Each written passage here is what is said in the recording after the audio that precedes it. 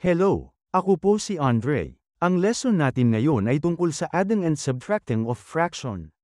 Kung ang fraction ay similar fraction, ibig sabihin magkapareho, ang denominator, mag-add, or subtract lang tayo. Halimbawa, 3/9 plus 1/9. Since pareho ang denominator, add lang natin ang numerator. 3 plus 1 equals 4. At kopyahin lang natin yung denominator. Kaya 3/9 plus 1/9 ay 4/9.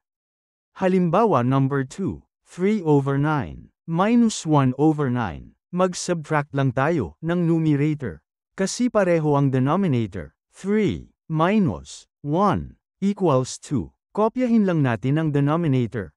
Kaya ang sagot ay 2/9. Paano naman kung dissimilar fraction? Ibig sabihin, magkaiba ang denominator. Tulad nito, 3/5. At 2/7, gawin muna nating similar fraction. Paano natin gawing similar fraction? Sundan ang step na ito. 3/5, multiply natin ng 7/7. Saan galing yung 7? Sa denominator ng other fraction. 3 times 7 equals 21. 5 times 7 equals 35.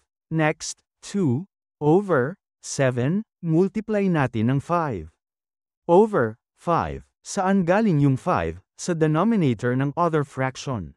So, 2 times 5 equals 10. 7 times 5 equals 35. Naging similar fraction na, ibig sabihin, pwede na tayong mag-add. 21 plus 10 equals 31. Kopyahin lang natin ang denominator na 35. Kaya ang sagot ay 31/35.